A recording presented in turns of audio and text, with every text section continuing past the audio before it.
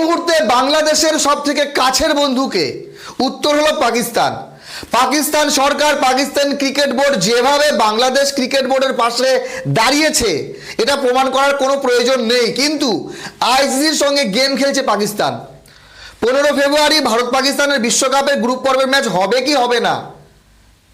এখন যেটা মনে হচ্ছে হতে পারে ম্যাচ, এখনো হতে পারে, কারণ যেভাবে ক্ষতি হচ্ছে আইসিসির হবে, পিসিবির হবে। এখন পিসিবি কি করছে? আইসিসির কাছে শর্ত রাখছে। চিন্তা করেন, পাকিস্তান ক্রিকেট বোর্ডকে বাদ দিতে পারছে না আইসিসি, যেমনটা বাংলাদেশকে বাদ দিয়েছে। বাংলাদেশ ছাড়াই বিশ্বকাপ হচ্ছে, কিন্তু না, পাকিস্তান ছাড়া বিশ্বকাপ করা মানে ক্ষতির মুখে পড়বে। ক্ষতি হবে চারিদিক থেকে। বাংলাদেশ টি-20 বিশ্বকাপ খেলছে না বলে আইসিসির ক্ষতি হচ্ছে কত? 6,000 কোটির উপরে। না, বাংলাদেশের ম্যাচ থেকে এত টাকা উপার্জন করে না আইসিসি, ভারত পাকিস্তানের ম্যাচ থেকে করে। আর পাকিস্তান খেলবে না কেন?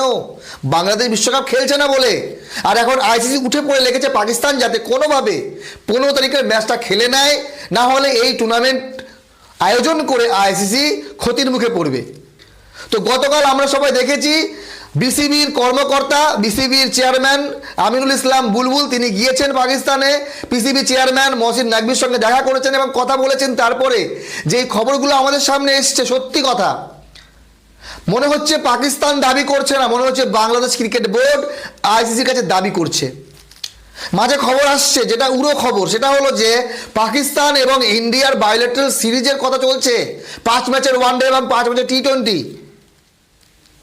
এই ম্যাচগুলো কোথায় হবে? ভারতে হবে? পাকিস্তান কি ভারতে আসবে, নাকি পাকিস্তানে হবে, ভারত কি পাকিস্তানে যাবে? আর কারা কারা চান পাকিস্তান এবং ভারতের ম্যাচ হোক, কমেন্ট করে জানাবেন।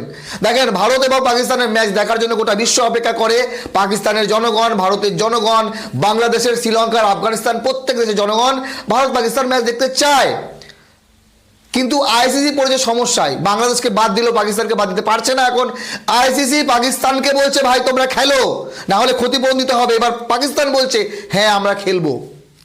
বিশ্বকাপ খেলতে না দেওয়ায় বাংলাদেশের যে ক্ষতি হচ্ছে সেটা ক্ষতিপূরণ দিতে হবে আইসিসিকে। আইসিসির যে লাভ্যাংশ পায় বাংলাদেশ, তার শেয়ারটা বাড়াতে হবে।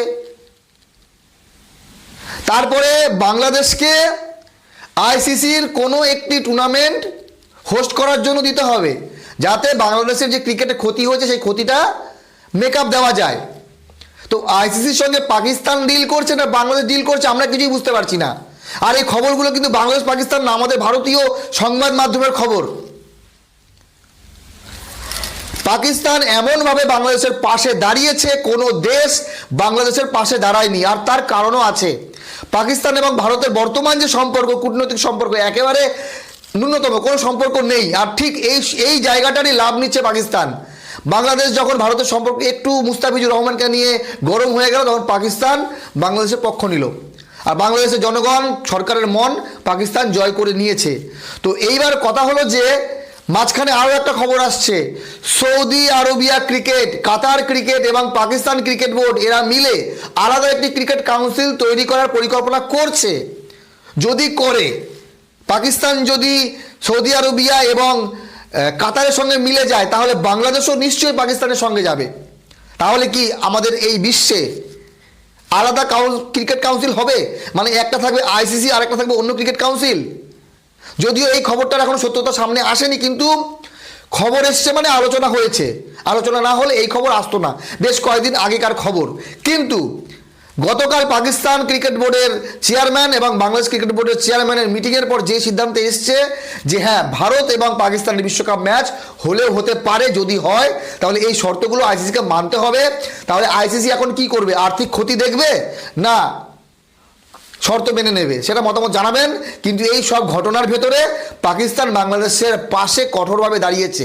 আমরা 15 তারিখ পর্যন্ত এখন অপেক্ষা করি, দেখি আইসিসি এবং পিসিবির মধ্যে কি চুক্তি হয়, আইসিসি কতগুলো শর্ত মানে, বা পাকিস্তান বাধ্য হয়ে খেলবে না ক্ষতিপূরণের জন্য খেলবে, সেটা আপনারা কমেন্ট করে জানাবেন।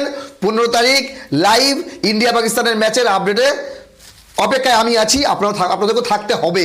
ভালো থাকবেন সবাই।